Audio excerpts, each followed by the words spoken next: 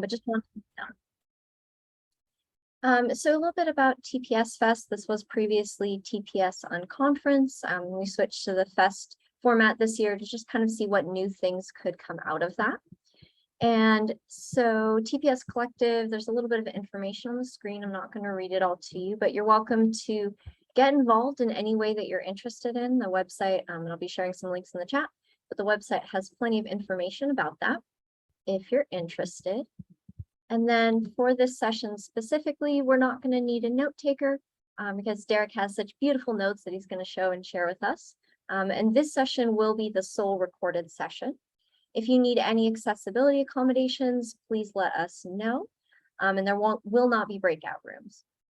And so I'll be sharing some links in the chat, but I just want to make it really clear that the code of conduct is something that we do take seriously. So I'll be sharing an issue form. If there are any issues or anything that might be an issue, please submit a form. We are actually checking that live. So you are welcome to direct message me or any of the other moderators, but you can also fill out the form. And I believe that is the only other thing. Oh, and I just want to point out, we do have a hashtag TPSFest22 if you want to catch up on some of the discussion there.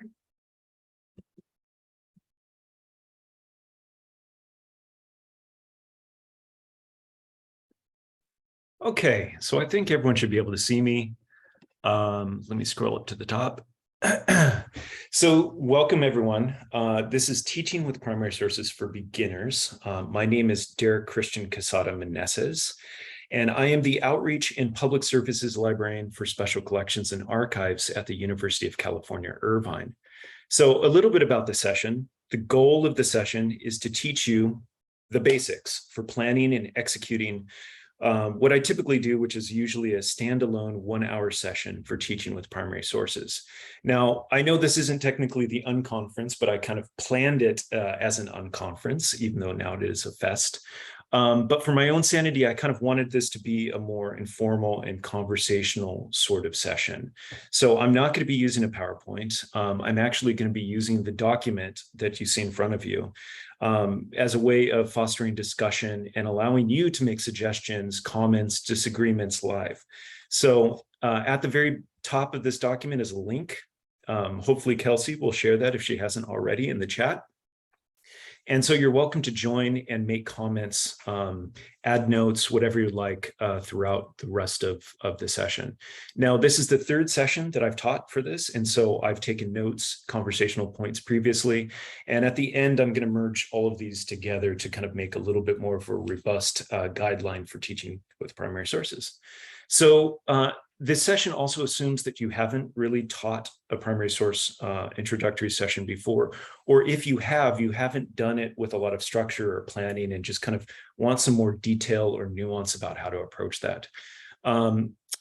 This is also something that will hopefully give you a very broad overview. And although it's the third and final day of the unconference or the TPS Fest, there should be a lot of things that will connect to what you learn here. So if you are interested in learning about building out a lesson plan, hopefully you got a chance to attend that, know very broadly how to build that out. Or if you're interested in beyond just doing things like a one-shot and want more embedded teaching or integrated teaching, there was a session previously on that or will be. So a little bit about me. I've been teaching with primary sources at the University of California, Irvine for about 6 years. And in that time, I've grown a lot of experience through these courses that I've done. They're primary source analysis workshops for a thing called the Humanities Core, which is a year-long research-oriented program that's required actually for incoming freshmen. So if you scroll to the very bottom of this document, you'll see examples of worksheets, lesson plans, and slides that I've included and created throughout the last 4 or 5 years that I've been teaching this. So I have examples from 2017 all the way up to 2020 when I've kind of stopped refining things. So if you're only interested in taking a look at that, you're more than welcome to. If you want to scroll down and look while we're reviewing the other things, you're welcome to do that. So my background is actually in cultural studies and critical theory. I graduated from UCLA with my MLS degree. And then also I previously worked at the Getty Research Institute in Los Angeles, where I kind of concentrated on visual studies, art librarianship, etc. I think the most interesting thing, though, about my background, and this relates to why we're all here, is that in terms of teaching, I'm largely self-taught. So I think that this is actually a lot of people. I didn't have any formal background on teaching, much less teaching with primary sources. Everything that I've kind of learned over the years has actually been through trial and error, experimentation, and then particularly to saying yes to things. So this is just something that I've approached my teaching is just through the sheer experience of learning and then saying yes to things.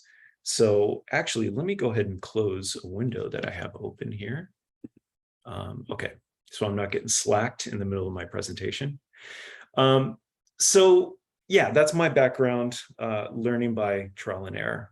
So for a lot of you, why are you teaching with primary sources? I think this is a really important question. The one that I think comes up the most is that you are asked to. Someone just asked you, said, hey, would you be interested in teaching with primary sources? Could you teach a primary source class because there's a need and there's no one to fill that role? And so I think a lot of us just say yes, because we're interested, we think it's interesting, we want to give it a shot. And so we find ourselves in the circumstance where we're being asked, but we don't necessarily have a plan or background. I think for some people who have a clear vision or familiarity with the type of material in their collection, you might want to do outreach or promote a certain aspect of your collecting areas. And so for the lucky people that do have that knowledge about specific aspects of their collections, you might not necessarily have the familiarity with how to structure a session or how to put together the basics of teaching with that material. The third and final group of people that find themselves teaching with primary sources, I think, is something that's been happening in the last 10 years, maybe a little bit more, which is a larger effort at institutions and departments where people are interested in, and as a service model, having special collections and archives teach students how to critically and confidently engage with primary sources for research purposes. When I was first going to library school, it wasn't as much of a thing. I was just hearing people starting to talk about teaching with primary sources 10, 12, 13 years ago. I'm sure that people have been doing it in various ways without maybe talking about it like we're talking about it now. But there is this new idea that it is a service model that Special Collections provides. And now I think that there's a general expectation that anyone that does sort of public service front-facing work is going to be expected to be able to confidently teach in some way or some degree. So those are kind of the three main reasons why you might be teaching with primary sources. Now, before I start getting into thinking about the actual planning, I just want to encourage people again to feel free to drop questions into the chat or actually just unmute themselves and interrupt me if you do have any questions about anything I'm saying. I'm going to be doing a lot of reading and a lot of talking, so I appreciate the break when you stop me and ask questions. So I'll give a little pause right now in case anyone wants to before I move on. And it's okay if not. Okay. So before you actually start planning for primary source instruction, you actually want to ask yourself kind of three things. The first is, what are my learning objectives? Now, if you aren't familiar with what a learning objective is, that's absolutely okay. That's why we're here together. But essentially what a learning objective is what you want people to take away from your instruction session. I think this gets forgotten a lot in the kind of like excitement of just teaching. So my learning objective for this session is for everyone to have a baseline familiarity with planning a primary source instruction session. Now, ideally, you do want to have your learning objectives established before you start planning. This isn't always the case. Sometimes before you start planning, and then as you are planning and you're making discoveries and you're talking to faculty who asked you to do this, things might change, and that's perfectly okay. But if you have the opportunity, you really do want to have a conversation with whoever is asking you to do this session. And if it's yourself, you want to ask yourself the same question: what do you want people to know at the end, right? So sometimes people know exactly what they want. Other times they really don't, but ultimately it's up to you to establish that clarity and kind of tease out what it is that they want out of this particular session. Another thing that you need to ask yourself and just kind of check in about is, what are my realistic expectations about what I can and what I'm willing to do? So there's this kind of nasty business term that I think is infiltrated into common teaching and higher education, which is return on investment. So ROI. I kind of cringe when I say these words, but I think it's a really important concept, because ultimately it helps you to keep in check about how much effort you're going to put into this thing, and then ultimately who and how will they benefit from it. Now, I think oftentimes, again, in this excitement about planning a primary source session, you sometimes don't ask yourself, like, what is the end goal? What is the thing that we're actually trying to do? And are they going to actually benefit from it? So for an example, one of the kind of most notorious and failed sessions that I did was when a faculty member actually asked me to reproduce facsimile copies of a photo album of like the ruins of Palmyra for a class that she was teaching at UC Irvine. So this was material held in a separate special collections. I said, sure, yeah, no problem, let's do this. At cost, making these reproductions of high-res images that I had a request from the Getty Research Institute. I'm putting this together. I'm like going on eBay trying to find a mock photo album to put it in, to bring it to the class to enhance the kind of learning experience. And then lo and behold, I never asked what the professor's involvement was, so she wasn't in the session. I didn't understand or ask for a syllabus or know kind of where they were in the phase of their teaching, so it turns out the students hadn't done the reading about this. And then really, it turns out that there's just no benefit to them having this material in front of them, because I had zero familiarity with the subject matter as well. So a lot of investment into making this happen without a lot of return on that investment. So then the final thing that you want to check in with yourself about is understanding practically what constraints or limitations you have before you make any concrete commitments. So think about what your resources are. Like, what do you actually have that can benefit or help you make this session happen? Or what are your lack of resources, if you know straight away? So for example, do you even have access to primary sources that maybe speak to the theme of the class? Or are you going to have to scrounge and really dig, or even potentially worst case scenario, like buy or borrow material to make the session happen? Now, in my teaching role, I'm lucky enough too, as part of my position profile, to buy books for the collection. And it's great for me to be able to learn what people are interested in and buy books for a session that I know that we'll use continuously in the future, that aligns with our collection development plan, et cetera. But I have embarrassingly had to buy material because I committed to a session and realized that we didn't have anything along those lines. I just thought that we did. So doing your due diligence to know what you actually have available to you is really important. Another thing is, do you have the adequate teaching space for the number of students? Like, so asking the questions about how many students are going to be in this session. Do you have the space to physically accommodate them? Do you have the resources? Now, there's a million different things to consider. But I think what's important and what I'm trying to get at is that I think that a lot of people fail to feel empowered to say no. So if you can't establish a single learning objective, you don't see great ROI for the learning that you're doing or the teaching that you're doing, and there isn't a lot of support or resources available to you, it's okay to say no, period.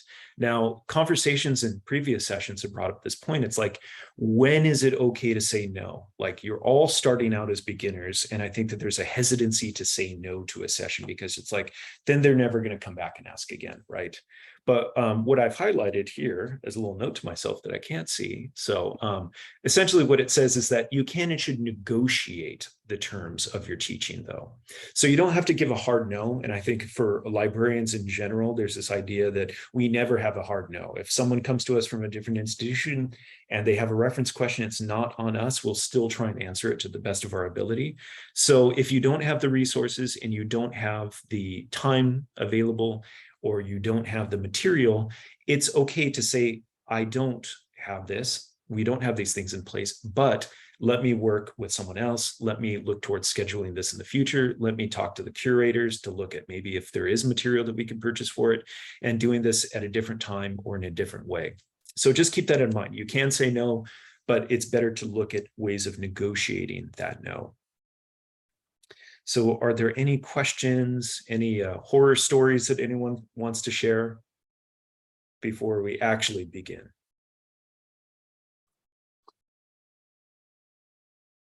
Okay, I will pitch that one more time. Please feel free to interrupt me with any questions. Especially, I'm really interested in hearing from people. If you are in this unique spot where you've been asked to teach a primary source class, it's incoming, let's say it's in the fall quarter semester, and you haven't actually done any planning for it yet. So if you do have those types of questions, I'm eager to hear. So where do you begin? You've asked yourself the questions. You said, yes, it's worth it for me to do it. How do you begin? Now, the first place is by beginning with familiarizing yourself with the primary source literacy guidelines. So I would ask you to go ahead and open this up if you've never looked at it before. These are the guidelines for primary source literacy. Go ahead and kind of browse through it as I'm going to talk about it. But the primary source literacy guidelines were actually put together by a task force from two separate organizations. So the Society of American Archivists and ACRL's Rare Books and Manuscripts section.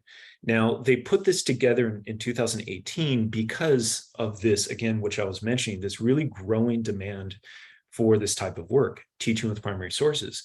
And I don't think that there was a lot of clear guidance or necessarily a standardized approach to what people wanted to take away from it, or even what teaching with primary sources meant, or what primary source literacy necessarily meant. So real quick, sorry, I just keep getting pinged by everyone. Okay. So yeah, 2018, it wasn't that long ago. And so this is actually, it was a year before I even started working at UC Irvine and starting to do things. So when this was put out, it was kind of like an epiphany. It's the best place to start off if your learning objectives are fuzzy, or you really need concrete ways of structuring your session. So the primary source literacy guidelines break down into 5 overarching learning objectives. There is a little bit of kind of conceptual information at the beginning of the document that helps to teach you about ways of thinking about primary sources intellectually. I think that it's worth reading to ground you, but really it's the learning objectives that I think are helpful. And so those are: you conceptualize, find and access, you read, understand, and summarize, interpret, analyze, and evaluate, and use and incorporate. Now, this is all with the kind of quotations of primary sources: conceptualize primary sources, find and access primary sources, etc.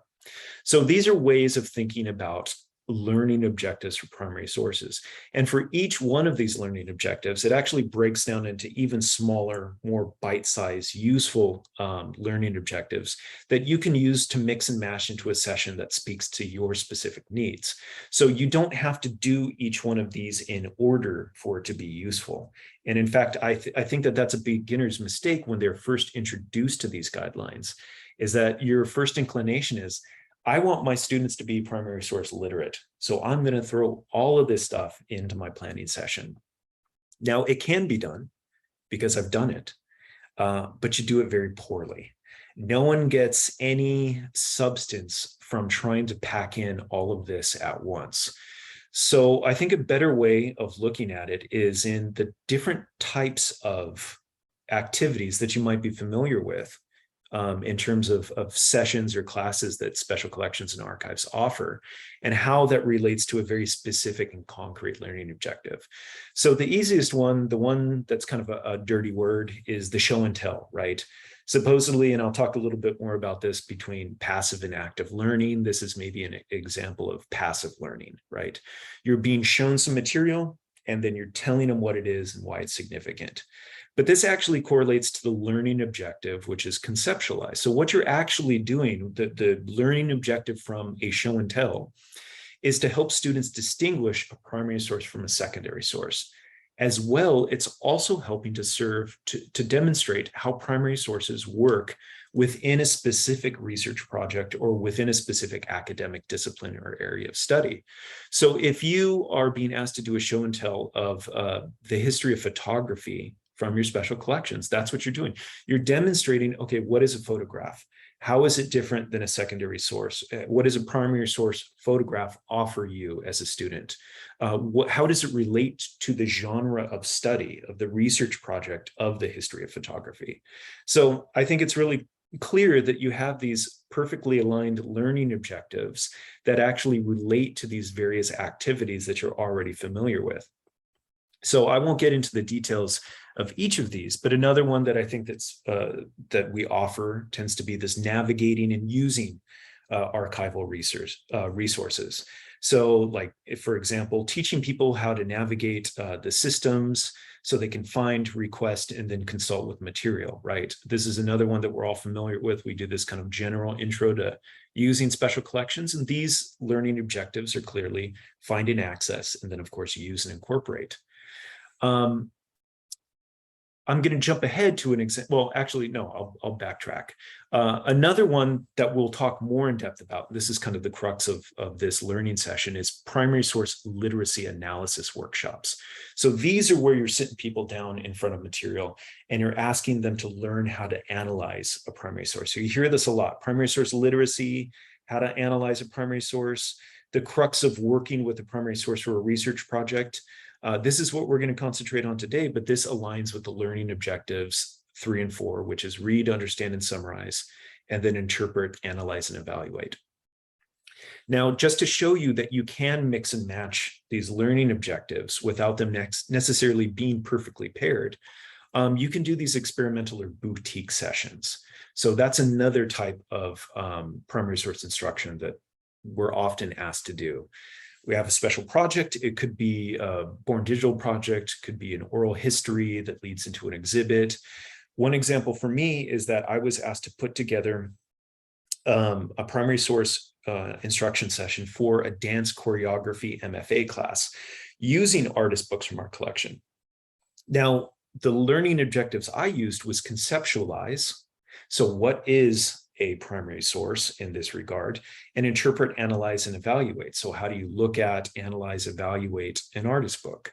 So what it did was that it helped the MFA students conceptualize what is a primary source and what is an artist book relative to dance and performance. And then this interpret, analyze, and evaluate learning objective, where I wanted them to be able to be inspired to create new choreography from the performative nature of the artist book, right? So those that are familiar with artist books, book as art object, they tend to be objects that you can open, flip up, perform in some way. Usually there's instructions, you burn a candle, you do a cartwheel. There's a lot involved with it. And I think that that can be really inspirational. So you can see that you can take these two very, what you might think is disparate learning objectives and put them together. So before I move on to the next phase, any questions out there about that, the learning objectives? Not about learning objectives, and I'll give people a minute to throw things in the chat if they would like. But going back, I was thinking you were talking about, how do you decide if it's worth doing a session if you have what you need?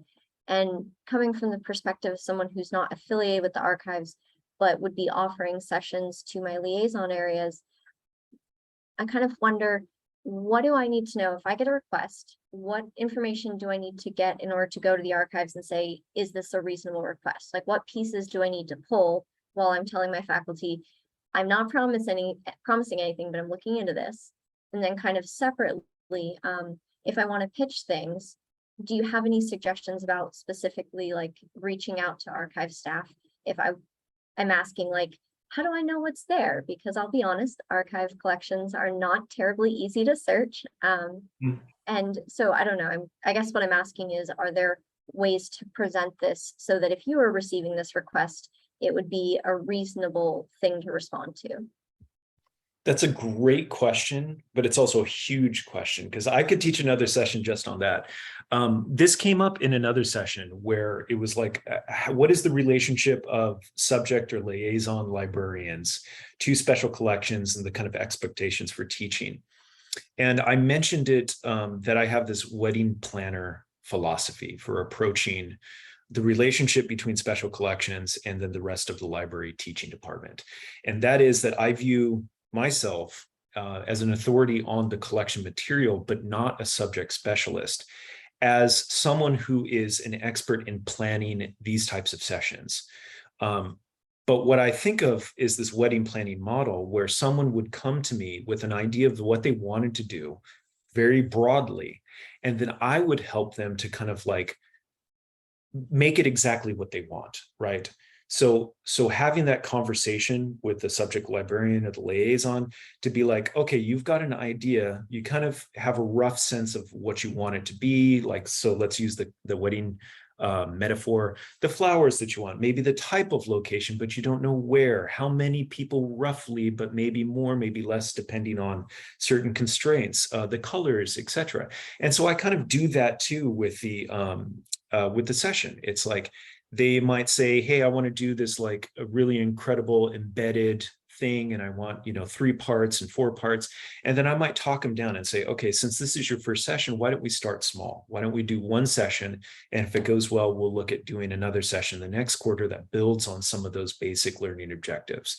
So I think that the idea is that for those who are not in special collections, but they want to work with special collections, the first step is just like learning about how the teaching works in special collections, and then just opening up the conversation. So just reaching out, expressing your ideas, and being open to and being agile about how to approach that. So having, realistic expectations as much as possible, and a willingness to work to change those based on the capacity, especially for the special collections instructor. So I think I can share that wedding planning series of slides that I put on in this document for people to consult with later. Any other questions before we move on to lesson plan? Hopefully this is useful for people so far. Okay, so you have your learning objectives. Now it's time to build a lesson plan. Now the lesson plan is a big, scary word. It's like if those people who have never done a lesson plan are unfamiliar with it, it's basically, I kind of like to use these metaphors from the world of event planning or programming, or even from theater. So I think of a lesson plan as basically kind of like an event scenario. So it is kind of a step-by-step guide for what is supposed to happen during a particular expanse of time. So in the world of programming, if you're having an event, it's going to say setup is at this time, we get all the chairs in line, we're going to have the guests arrive at this time, we're going to have the lecture from this, we're going to have the catering after that. And so it kind of works in a similar way. It's basically what's going to happen and when is it going to happen. And then from the world of theater and this idea of stage directions, it's also going to tell you, like, where are you supposed to be? What are you supposed to do or say? Any kind of internal notes or thoughts, little glimpses into what you should be doing in case you're forgetting. So these things can be as robust or as skeletal as you want. They're really for you as the teacher to help keep you on track and to keep your learning objectives in sight. So what is this? Yeah, so the TPS toolkit actually has a wonderful lesson plan template that has all of the things that you could potentially incorporate into your lesson plan. Things like the technology or equipment that you need, things like assessment, your learning objectives, the time that's needed, the title, slides, materials, anything like that. But what I want to do is just show you an example of one that I've actually used myself for this humanities core primary source analysis workshops that I gave. So go ahead and click on that. I'm going to do it as well. So this is a very skeletal lesson plan. This is a lesson plan that's meant to be in front of you while you're actually teaching the class. So this is meant to be referred to in the middle of the session. It's a one sheet, easy to refer to thing. You have it on your podium or just in your hand, and it just keeps you on target. So important things to point out: the time. How much time do you have? I'll talk a little bit about this in kind of the logistic parts of the scenario. But time management is huge. You will always be fighting the clock no matter what. And it is incredibly difficult to stay on time if you haven't practiced. So time is one of the major columns in here that's pulling your attention. The welcome slides, your intro, students put the bags in, they sit in pairs. You've got 5 minutes. That 5 minutes is going to disappear like that, especially with latecomers, things like that. So incorporating a little buffer time into whatever you think the time that you've allotted is always really important. So having activities, what are you going to be doing for each one of those little chunks of time?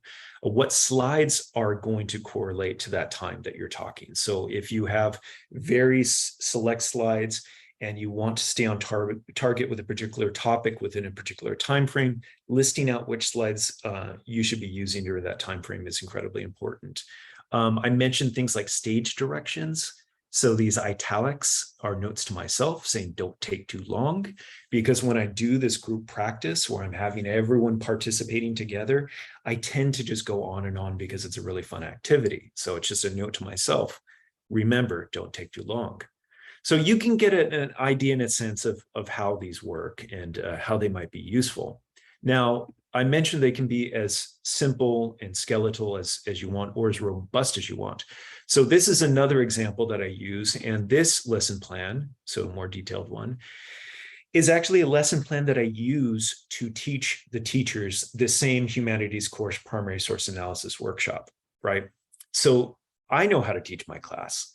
I only need a very skeletal thing on keeping me on target.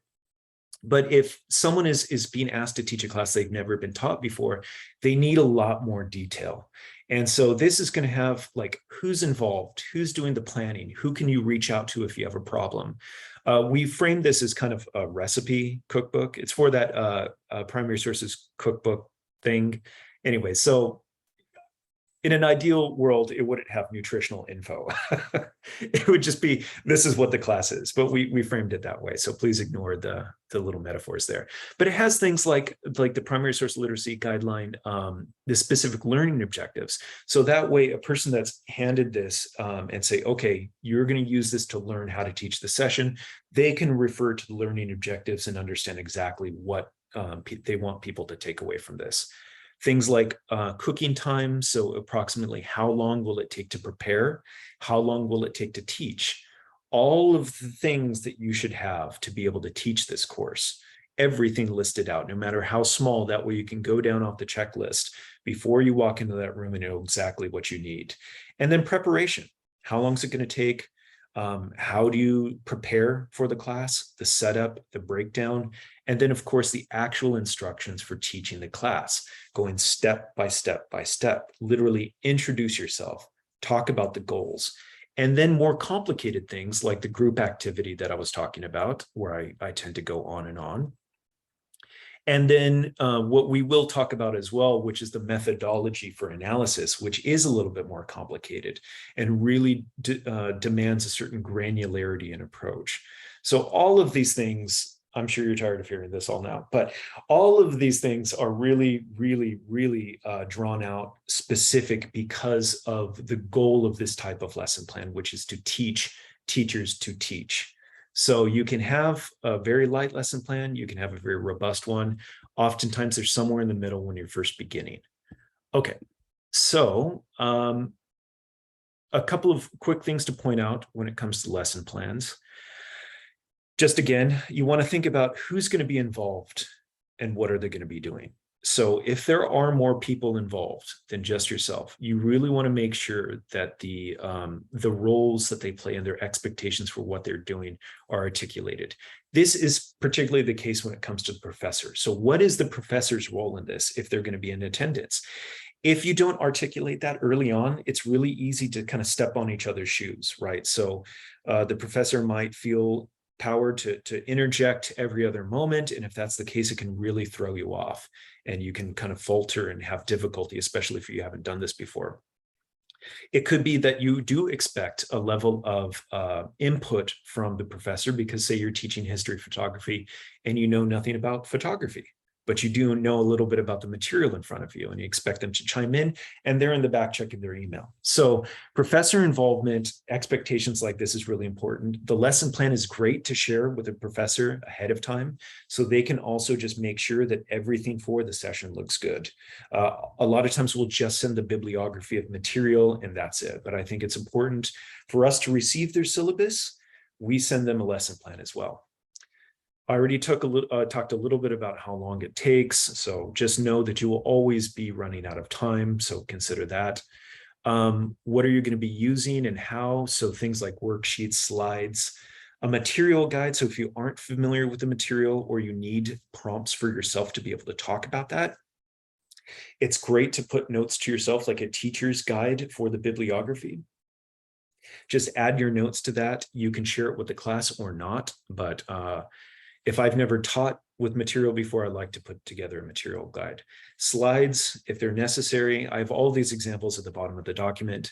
The bibliography I only include, and this is Derek's philosophy in general, is, are you actually going to do something with the thing before you put time and effort into it? So I got tired of students tossing my bibliographies that I print out into the trash as soon as the session is done. So if I do send a bibliography, or if I do create one, I usually just send it to the professor and then they can hand it out if people ask. Otherwise, I'm not going to print out 50 stacks of these things. And then, of course, these final notes for instruction. And I will say that a lesson plan with kind of stage notes is really helpful, especially if you are nervous in front of class. So my problem, and I think, again, as a learner by doing, I am nervous speaking in front of people. It's crazy that you would think that me doing 3 of these sessions and teaching, but a lot of people are. And you just get over it by doing it repeatedly. But when you teach for that first time, you go blank. And so a lesson plan will also prevent you from just kind of losing your marbles in front of people. You can always remember to just look down and see what it is that you're supposed to be doing, what's next. So having a lesson plan with notes for yourself, in particular, if you find yourself faltering or finding yourself nervous in front of a group, is really helpful as well. Okay. Any questions with that before we start talking about activities? Any questions, thoughts in general, notes, suggestions? I think that there's a lot fewer people in this session too. I think at the very first one, we had like 80. The second one, maybe we had about 30 or 40. And this one, we might have like in the 20s. So there's only a handful of us. So I do appreciate if you let me know what your thoughts are. But I won't belabor the point. So I'm going to take a sip of water and then we'll move on to the next part. If anyone has questions, they really should let us know, because otherwise I will just keep asking my questions. But I have a quick question for you, Derek, that I think, again, goes back to the beginning. Are there any kind of red flags for you if an instructor says that they are requesting primary source instruction, specifically using archival material, not just something that we could get from a database? But is there anything that they say that might tell you, ooh, that's not really what this is for? Like, I'm thinking if someone says, I just want them to see the cool stuff at the library, or are you thinking that that is still a perfectly good use of an instruction session? So that's a perfectly good approach, and that happens a lot, right? So, hey, I heard that you had this, and I'd love to bring my students by.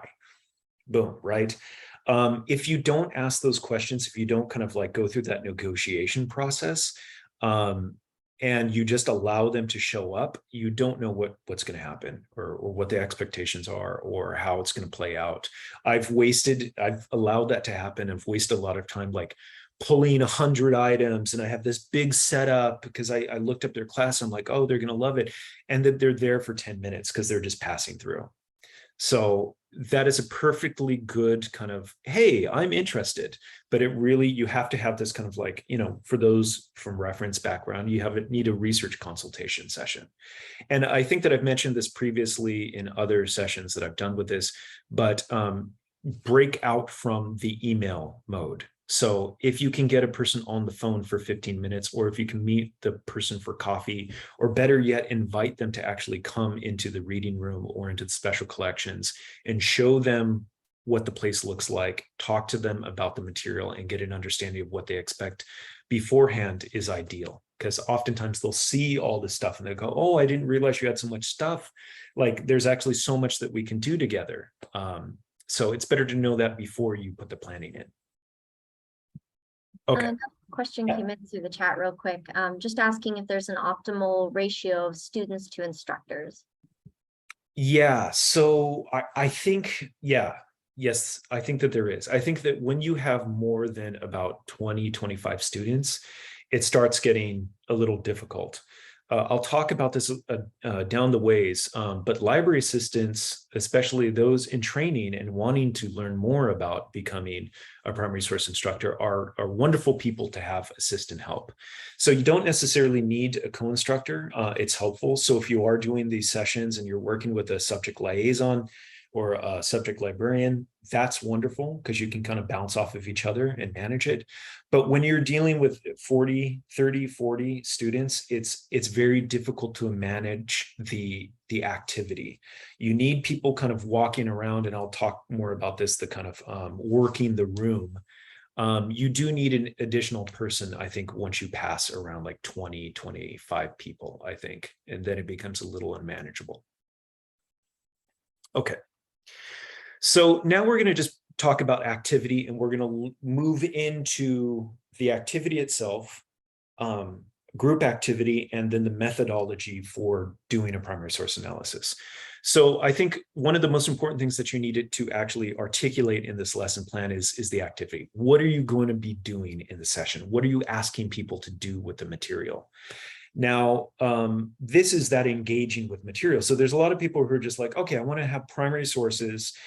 I want to have my students come and look at them. Now what? There has to be some activity. I learned this the hard way. You can't just bring the material out and then just go look at it. There needs to be some direction, even if that direction is just go look at it and then let's talk about it afterwards. At the minimum, they have to have some sort of direction as to what to do. Otherwise, people will just kind of flounder. So there's a couple of different examples of the types of activities that you could do. I've talked a little bit about them already. Show and tell is obviously one of them. Those other examples, the investigation of looking at material and learning how to find it and learning how to consult with it. But there's a couple other ones, and I'm going to land as the final one on the one that I'll want to go further in on. But you can have a session where you're connecting primary sources with secondary sources. So you have the material in front of you, and then you might have a printed out copy of an article, and you ask the student to kind of peruse the article or the secondary source and then build connections with that primary source.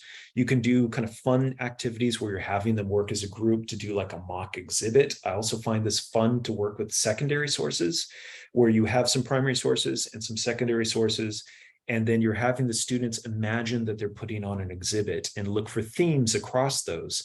They put it together, put it on display, and then they pitch it to the rest of the class as if they were curators highlighting one of the cases in an exhibit. But the one that I find is most versatile, and I can't remember who introduced this to me, it may seem self-evident to everyone, is the classic pair and share. So this is where you have students come into a space, you have them group in some way, either just working with the person next to them or by working in a larger group of 3 to 4 people, usually no more than that.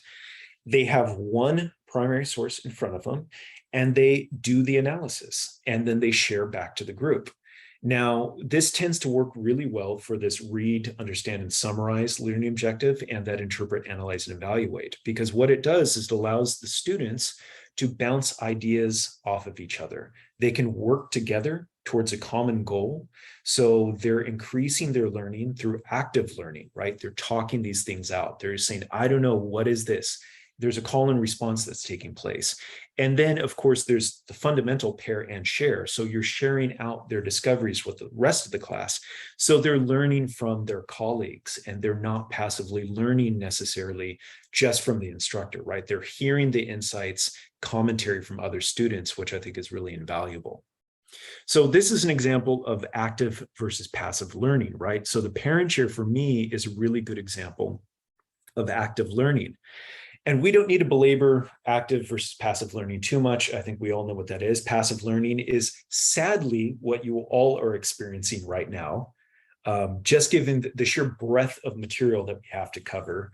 And that's why trying to pack in all of these learning objectives isn't great, is because you tend to have to do passive learning, right? So this is how we learned at school. We hear what is important and what is worth remembering, not discovering for ourselves what is important and worth remembering. So that's the difference, is that active learning, you are making discoveries for yourself about what might be interesting or important, right? So I'm going to illustrate this through a group exercise. So before I do that, I also want to, I realized that in this past session, someone asked me, before I started introducing the methodology, it's like, oh, well, is this how you actually teach the student? So I thought it might be better for me to use my slides that I use for doing both this group activity and then also teaching the methodology. So I'm going to switch to my slides to kind of show this, and I'm going to give a little introduction, but then I'll circle back and talk about this more from a teaching perspective and less of being the teacher itself. So let me see, open up the slides. You can follow along. This gives you a chance to actually look at the slides that I would use recently for this class anyways. So primary source workshop, who am I? The theme for the humanities core was animals and human culture. So you're going to see a lot of animal motifs. I talked a little bit about who writes history. We're defining primary sources. These are my deluxe slides. I usually pare them down. This is for an hour-and-a-half session, but usually they're 50 minutes. So before I begin, what I want to do is I want to introduce what will be the methodology for analyzing primary sources. But it's important for me to do this before I do the group exercise. So when I am teaching students in this pair and share primary source analysis, how to approach a primary source, what I want to teach them is this methodology called observation, contextualization, and inference. What it is a step-by-step way of approaching, teasing out the implicit meaning of a primary source. The problem that I discovered was that a lot of students, as soon as you sit them in front of a primary source, they automatically start making inferences and assumptions about what they think this object is. Usually they'll see it, and whatever the title is, whatever it appears to be, obviously they think that's it, that's the whole of it, there's nothing more to that object. And I realized that they weren't actually thinking about or basing their inferences on any direct evidence. So this is a way of slowing them down, taking their time to break apart the steps and really understanding what it is they're doing and why are they making these insights, so that they can better base their insights on evidence, right? And this is really good for the research projects that they work on. So observation, right, is what do I see? What am I actually looking at, and not what I think that I'm looking at? So what I want to teach them is, how do I make sense of what I'm seeing? So observation plus contextualization equals inference grounded in evidence, right? So what I want to do is illustrate this by doing a little group exercise. So I'll stop this real quick, and we can participate as much or as little as you want. Let's see, I have to get out of this. Stop sharing. Okay, so now you should be able to just see me. So what I'd like you to do is to practice slow observation.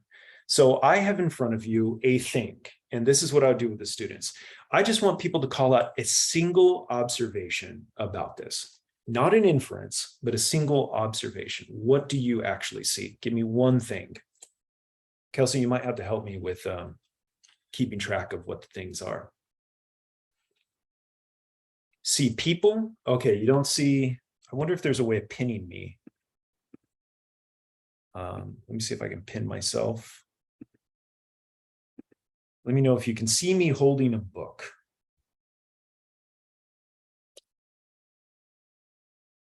Anyone see me? Gilded edges, perfect. Okay. Anyone else see anything? Woman reading a book, the image, perfect. There is a woman reading a book. Anyone else?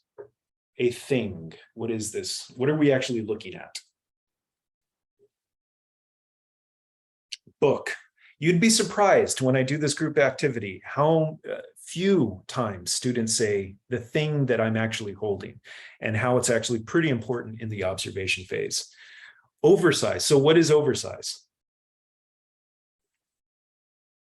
It's big, right? Comparatively. Signs of wear along the sides. That's perfect. Exactly. Wear. It's thin. So it's a skinny book, right? Reads left to right. Perfect.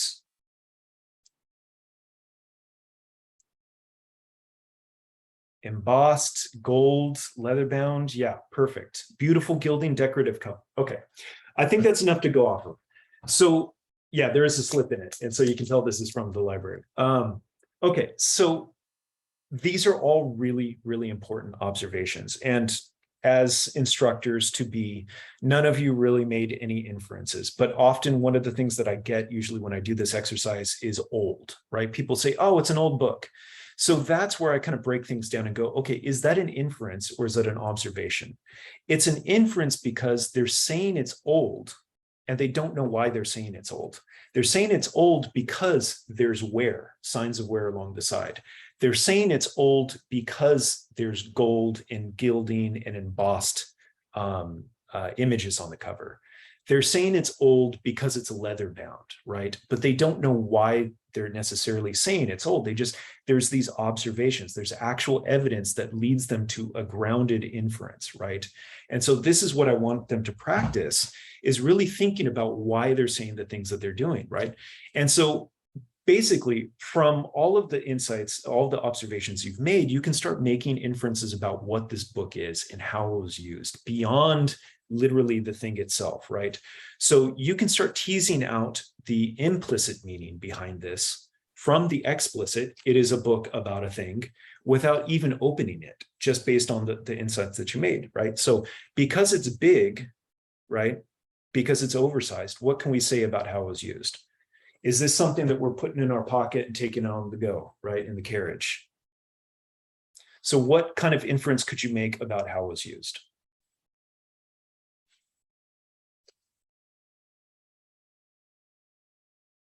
Coffee table book. And what are coffee table books? What do we do with them? We put them on display. Yes, used for display. Exactly. So the display element, right? So a book that is meant to be put on display, and even coffee table books too, it's not necessarily meant to be taken on the go to be read. So it's saying something about the contents. If it's meant to be put on display, we can infer that it's actually stationary. And if it's stationary and it's oversized and it's gilded, we could start saying things, well, it's meant to display something. So you could say there's likely illustrations in it, which there are, right? And then depending on the type of illustrations or the other aspects of this, you can start saying, well, because it has gold on it, because it's oversized, because it looks, there's elements that would suggest that there is a value to it, we could start talking about who the owners of these things might be. It's not practical for an everyday person from the early 1800s to be walking around with this. So who can we say would own something like this, right? To actually have the space to put a book on display. That would be people of wealth. So then we can start talking and saying that this might be a prestige object. It's meant to demonstrate value or wealth in some capacity. So this is the group exercise that I usually start off with. And you can see now why I have the note that says, don't take too long on this, because I end up taking too long because I kind of get into it. But let me jump back to the slides and then we'll talk a little bit more about this methodology. Okay, so that group activity is meant to demonstrate essentially what we want students to practice. What skill are we looking for when it comes to primary source analysis? So let me do the display slideshow. Okay, so that's this let's practice together. So the way that it actually works is that I will have a student pair in a group. They will have one primary source object in front of them, and they will practice these steps. They will practice slow observations. They will only have a pen and paper, a single worksheet, and I'll ask them to practice that skill of slowly compiling observations as minute as possible. what is the actual thing that you're looking at? Is it a book? Is it a photograph? Is it a flyer? Who is the person that produced it or created it? What are any recurring motifs? And there's a special emphasis too on the physical material nature of the object itself. So clues about wear, tear. One of the things that I point out is that, are there little holes in the corner of something? If so, eventually you can infer that it was meant to be displayed. If it's fragile paper, then later on you can make inferences about that it wasn't meant, it might be ephemeral, it wasn't produced to last. And so people valued that object differently in that time period and was meant to be thrown away or lost in time, etc. So they practice this observation phase, compile a list of observations. Then we share back. We ask the students to make the discoveries. Did you notice anything interesting? Was there any details that you found that you couldn't explain what it was? This is particularly true when you're working with quote unquote antiquated or outdated materials. So students not knowing what like a CD-ROM is or a cassette, and they'll say, well, I don't know what the object is. That's a great learning opportunity.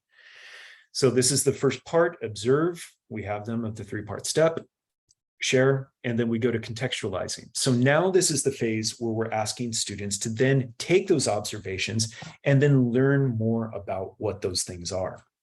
So now they're getting context for what the things that they saw that they might be unfamiliar with are. So if there was a name of an author, look that person up. If there's a publisher, look the publisher up. If there's a place where it was created, if there's a place name or recurring place names, if there's visual motifs that recur, like say we're looking at a unicorn and a maiden, like what is that? There's obviously meaning behind that. Maiden and a unicorn signifies virginity. It signifies certain things, but students might not be familiar with that. So you ask them to look up these things. What are they? What is the meaning behind them? And you do it as simply as possible. So this is where I ask students at the very beginning to bring their laptops and their phones and look it up in a way that feels natural to them. So I don't have them going through the databases, just a quick search, even if it's in Google, even if it's on a wiki page, about just quick notes to get them up to speed about what this object might be. A really important thing to emphasize is also period I. So having them look for the context, not just in how we view the object, but maybe about what these things signified or meant during the time period. And one last little tip that I might talk a little bit more about later is that oftentimes students may not have a lot to go on in terms of the context. So this is where you might want to suggest to them that they think about the time period that the object was created. If it is a book that was produced in the early 1800s in Europe, especially if in France or Britain, what was going on in that time period? What was taking place? What were the sort of power and cultural pressures that were active during that time? What were the major wars, the major famines? And you can start understanding a little bit about the pressures that created this object from that time period. So it could be that the Napoleonic Wars had something to do about a book of pageantry that was produced, right? So you're just giving them gentle suggestions as they go along. They share their context. They talk about what's interesting, what they discovered. And this is a great phase too, because they've made the observations, they aren't familiar with something, then you ask them, did anyone find something out about something they're unfamiliar with that revealed a lot about the object? And they'll usually have something to say. And then finally, we get to the inference phase, and we basically ask them to create a sentence or to make some sort of statement or argument about what this object could mean more than what it's saying itself. So can you say something about this object? Can you argue something about its purpose, its meaning, the pressures that created it, the people behind it that manufactured it, that you couldn't before doing these steps? And usually they'll get something. They'll find some inference that they can actually directly ground in evidence that they themselves made. And so they get this great sense of discovery. And that's when I say, this is exactly the research process. This is what researchers do in the reading room. So that is the methodology that I use for teaching primary source analysis. Let me see if I have any kind of notes for myself. Yeah, the observation, talked about this a little bit. Yeah, just the notes really, but the materiality of the object is something to specifically emphasize in those historical context in the contextualization phase is really important. Now, before I go to this next little snippet, does anyone have any questions about that? Does that make sense? I don't see any questions yet. I just want to let you know we have about 30 minutes left. And also, I might be jumping ahead, but one of the things you said in the previous session that was really, I think, stuck with me is that students, they need a chance to share out. If you ask them to do all this and they don't share out, that it doesn't really feel great and it kind of feels like a waste of time. And that's, I'm sure you're going to cover that later, but I just wanted to say that because that really stuck with me of like, yeah, that would feel kind of terrible. Yeah, that's a great point, and that is why I keep emphasizing the sharing aspect. So I did say a little bit about that. It's this kind of it's the act of learning from each other, but there is a value in that. And so I've read the faces of so many people that have stepped out of so many of my sessions, and there's this pain that I feel when I clearly know, and maybe I should talk about this next part, where I clearly know that they put a lot of effort into this and they never got a chance to talk about it. And I can see that sense that they wasted their time. And so allowing them that is really important. I'll just jump to it. So I have quick notes about class management. And one of those things is that time pressure. So if you are running out of time, you saw how long I talked about these things. I never talk that long about any of these phases because I'm teaching the teachers, but I would sacrifice time spent talking or sharing these ideas literally for just time for students to spend with the material and to share over anything else that you have in the class, because ultimately that's the value that you get out of this. They can make their discoveries about finding material through a quick guide or a LibGuide or resources that you already have on the webpage that you share with your students. But the value and time spent in handling the material and talking about it, I think is where you should make sacrifices to accommodate, right? Because that sharing out is so critical and important. And so this is that kind of next phase of this process. So the learning supposedly is happening for them in this observation, contextualization, and inference phase. You are teaching them how to do these steps. They're practicing breaking it down. One of the most important things that you should be doing, though, in the time that they're actually looking and making their observations and their contextualizations and everything, is working the room. So working the room means that instead of, you, especially if you're nervous, you give your presentation, you introduce it, the students are, that moment where the murmur starts kicking off and the students are talking to each other, and there's this great sense of relief that things are moving forward. You relax, you talk to the person that's next to you, you breathe a sigh of relief, you check your email, and you kind of like zone out a little bit. That's actually not the time to do that. This is the time to start walking around the room and talking to the students that are having problems, are having difficulty. This is the time when you can engage with the students who are doing really good and listen to them to share their discoveries that they're making, so they'll feel empowered and can move forward and feel like, okay, I'm being validated in what I'm doing. I'm going to think that this is a good use of my time and continue doing it. So one of the ways that I do this is through Socratic questioning.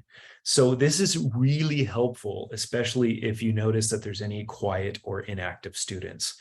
So a really great spreadsheet that I found, I think from Intel, is Socratic questioning, right? So designing effective projects, Socratic questioning method. This isn't necessarily how I learned to do this, but I think that it encapsulates really well examples of types of questions you can ask to elicit certain types of responses. So if you're looking for students to clarify what it is that they're looking at, you can start by asking them these questions. What do you think the main issue is? Can you give me an example? How could you expand that, right? And that helps them to think about how they could clarify their thoughts. Same thing with reason and evidence. Like, okay, they say, oh, I don't know where to start. Well, what would be an example of this? Do you think that would be true? Could you explain your reasoning behind that? Because they'll make an assertion and you're like, okay, well, can you explain that? So this is, again, a way of teasing out from the students a line of thinking that you can't just demand or tell them to do outright, right? You have to kind of work them. You have to work the students and you have to work the room. So if you've never really practiced that, I would absolutely work with your significant other. Grab the spreadsheet and just work the person. See if you can get them to respond in ways that you would like to without them actually even realizing what you're doing. So that is Socratic questioning, and that is, I think, equally important as them actually doing the exercise itself. I mean, it is so important, and it's a very difficult thing to teach. So when I am teaching the teachers, I have to share that document and have them practice through it. Okay, quick break. Any questions? Okay. So here's, and I know we're getting close on time. I think we're going to literally come up right to time. That's why we have an hour and a half. Selecting the material, right? So selecting the material, you've asked yourself the critical questions, you know your learning objectives, you've created your lesson plan, you've selected your activity, you have your methodology in place, you know how to work the room. Okay, everything's set up. What am I going to choose? Now, the material, there's two aspects to thinking about how to select the material. The first is practical, and I actually should switch these. I think it's easier to introduce the practical. The practical things to think about when selecting material is literally how many objects can you fit on the table and how many people are you going to have in a room. So the practical element is that, let's say that you do have 20 students, you only have 3 tables. How are you going to make that work? How are you going to lay out the material safely and allow people to look through it with enough breathing room, especially in COVID times, right? So really think about what sort of resources you have in front of you and then work backwards from that. If you are limited by the number of tables, then I would suggest you also make bigger groups. So you have 3 or 4 people working together with just one object instead of having these little groups of 2 and, trying to have many more objects. As a rule of thumb, if you have typically the classes that I teach are between 18 to 20 students, you might have a single object between each of them. So that's about 10 objects in total. And then I would also suggest that you always bring out an extra 4 to 5 objects for a couple of reasons. One is that sometimes you might discover that for whatever reason, the material is inappropriate. So you might find troubling or problematic images, or it could just be inappropriate to the theme of the class. You thought it was a class about horseback, or, oh no, here's an example. You thought it was a class about ballroom dancing, and it turns out to be ballroom dancing, right? So there's I've done this literally because I did ballroom dancing, embarrassingly. Now it's recorded. Everyone knows this forever, that I did ballroom dancing when I was younger. So when a student asked me about ballroom dancing, there was actually the kind of RuPaul Drag Race ballroom dance off. And I brought out this thing about foxtrot, and it was an embarrassing moment for me. So it could just be thematically inappropriate. It could be boring. Right. So you can read the students' faces, and I really encourage you to do that and be empathetic to them because, I was a student at UCI not that long ago, so I remember what it's like.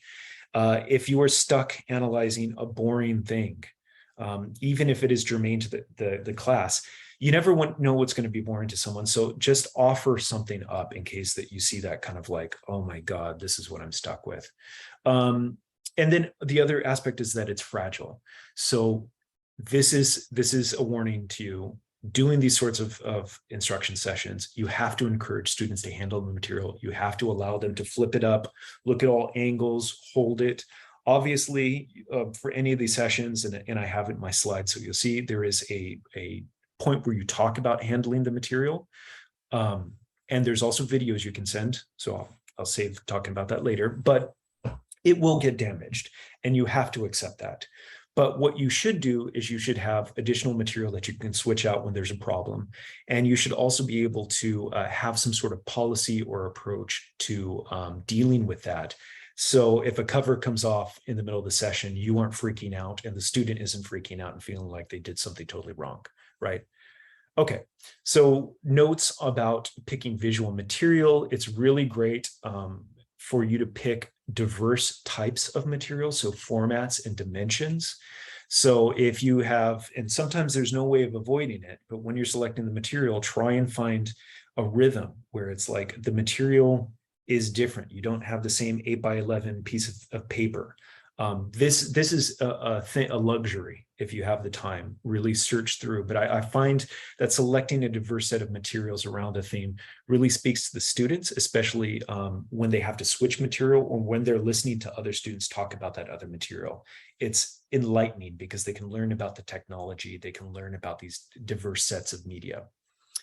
And then also keeping the items or the material closed in their boxes when you bring them out. So again, I like to emphasize this sense of discovery. A lot of times when people do primary source instruction, they put on this incredible display. They open it up to the most brilliant fold out page, and they are showcasing the most interesting things about this object.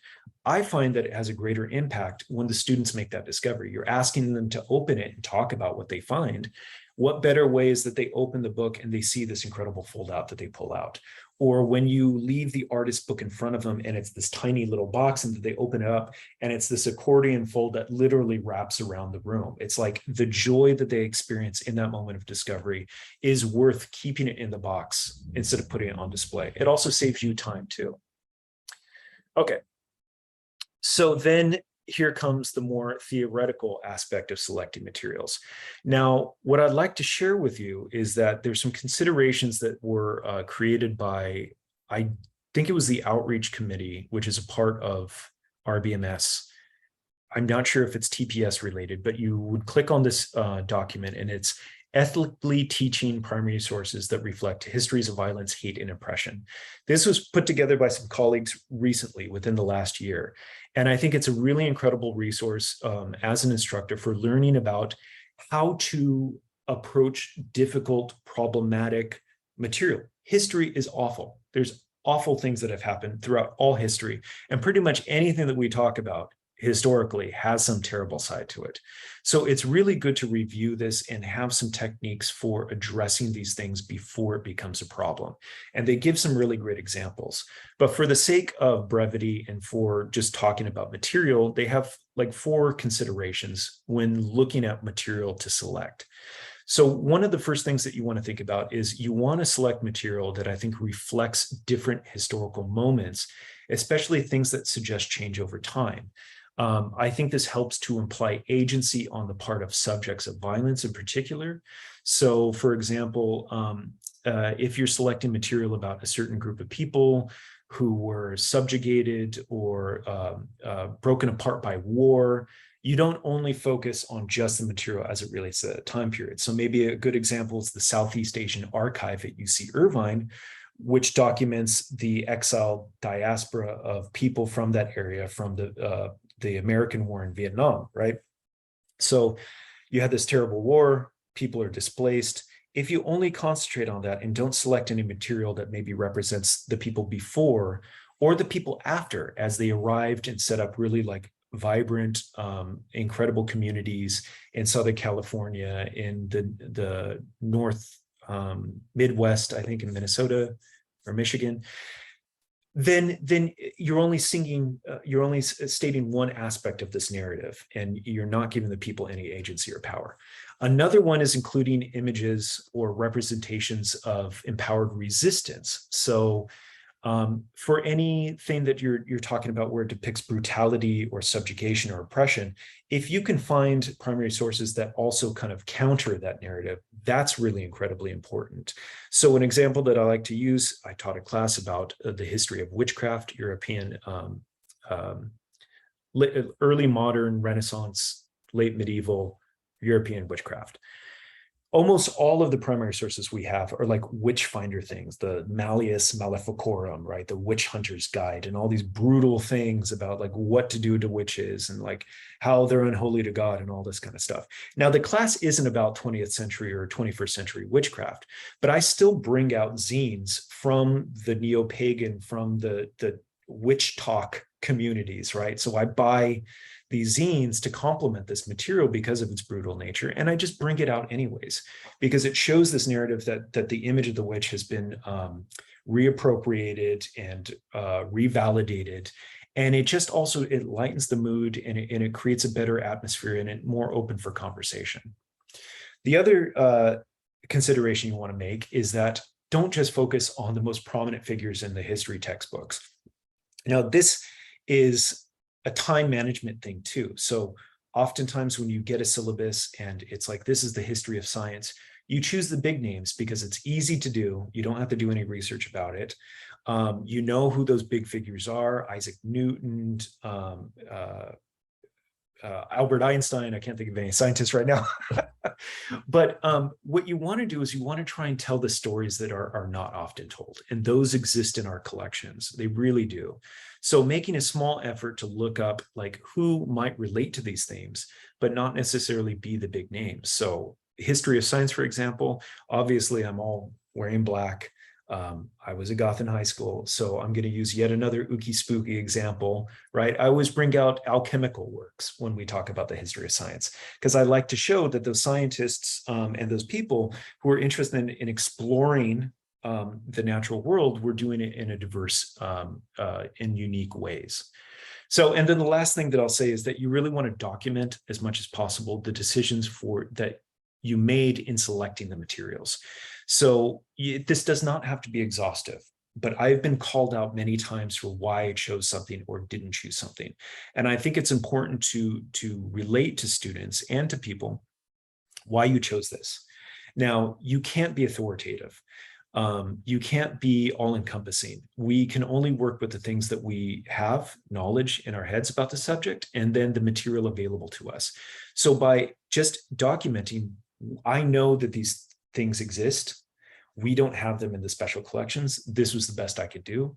Or my knowledge is only limited to these things, et cetera, et cetera. Make these notes so that when it comes up, or if you think it's useful to have a conversation about this, you can bring it up in the class.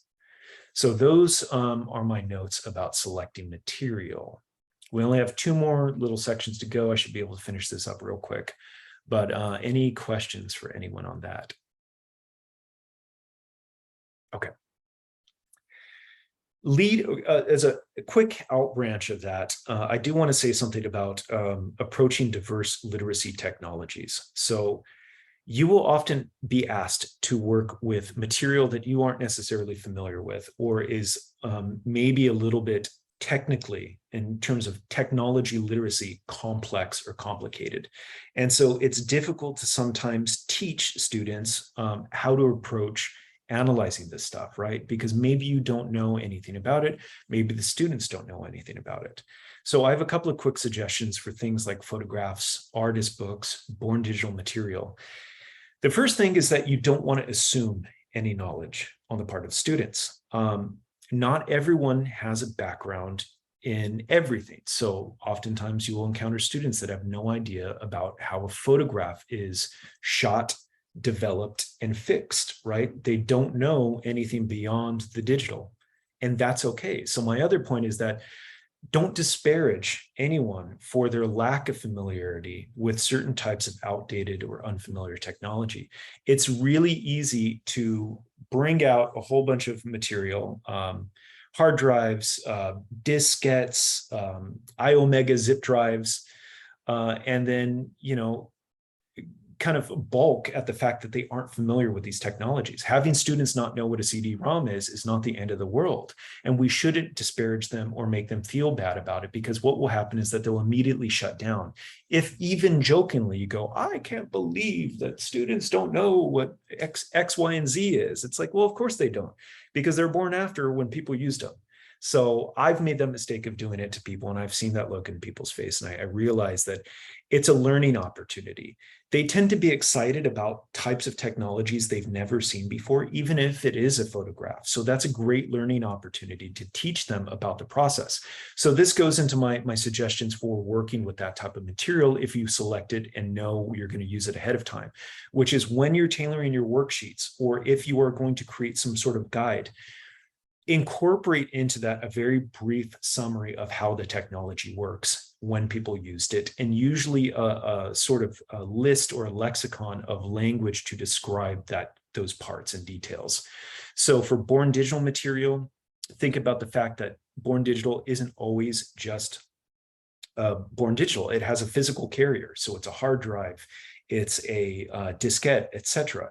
And then think about the ways that you would approach the description of that. So how do you analyze it? Well, there's things, metadata, descriptive, technical metadata. What is the definition of that, and how can you talk about those things? It takes a lot of work, but usually these types of born digital instruction do. And I think this is a really interesting area of the future in terms of this, this profession. So the last thing that I'll talk very briefly about is just classroom logistics. So these are some simple details that would be helpful. You've reached the end of your planning. You're going to teach the class. These are just some things to keep in mind. So classroom logistics. Give yourself enough time to book your room and enough lead up and breakdown time for setting up your instruction session. So book your room early. I've made this mistake too, where I plan a course, I am set on it, I don't book the room, and then I am scrambling at the last minute for a place to hold the instruction session. Same too with not allowing yourself to book an hour and a half before and an hour and a half after for breaking down and setting up the room.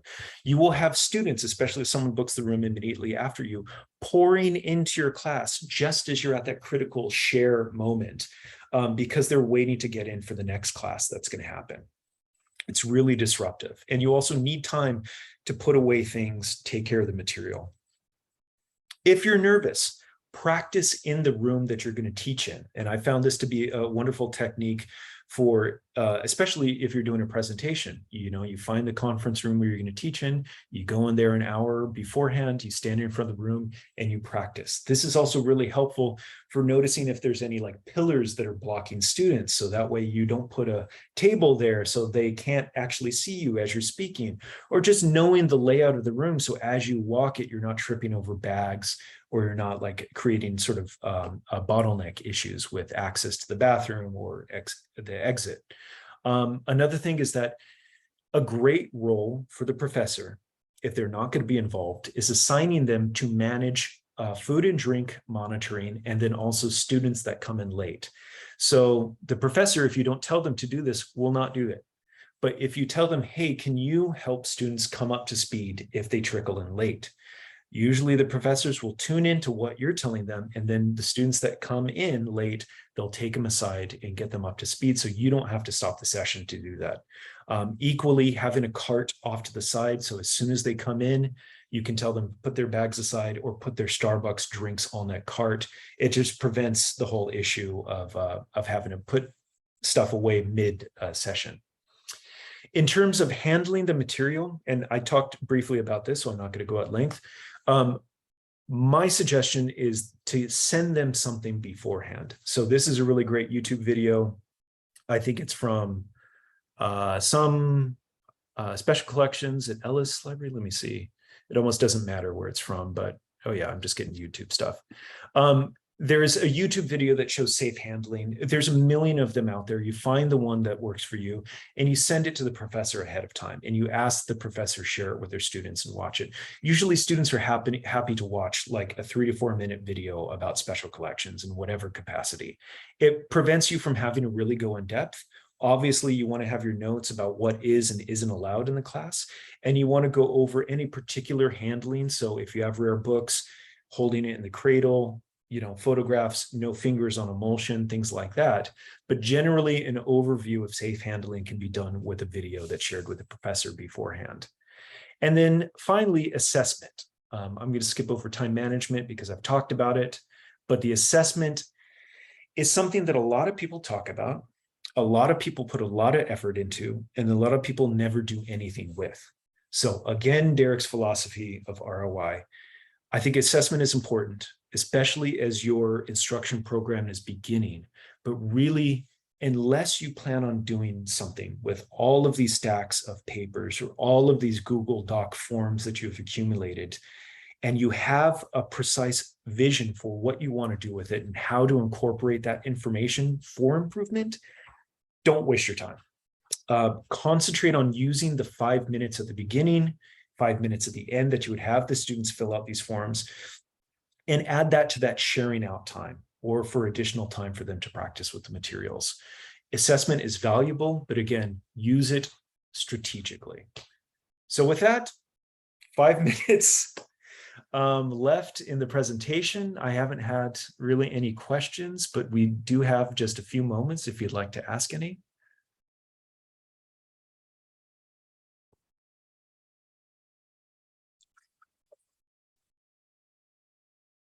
There's no questions. I just want to point out a few things. One is that I've included a lot of the resources that I've talked about in the document below. So the TPS collective document or the toolkit, which has a lot of information and useful things. There's something specifically I think is really useful that shows you how to plan out learning objectives. We got the dump truck coming. Learning objectives for different stages of undergraduate education. So what is really good for an undergraduate, a sophomore versus a junior or senior. We have the primary source literacy guidelines, ethically teaching primary sources. Some great examples of lesson plans from teacharchives.org. And some other worksheets and other things, including all of my lesson plans, worksheets, and slides from the humanities course, core primary source analysis workshops from 2017 all the way up to 2020. So at the very least, walking away from the session, you can say you have something to refer to. Derek's talked a lot about a lot of stuff, and I have some idea of at least where to begin and how the planning should go. So with that, I leave you and say thank you very much for sticking around for an hour and a half. And I hope the rest of the TPS Fest goes really wonderfully for you all. So feel free to reach out to me. You can find me at UCI Special Collections. My contact information is there, and I just want to thank you all. Okay. And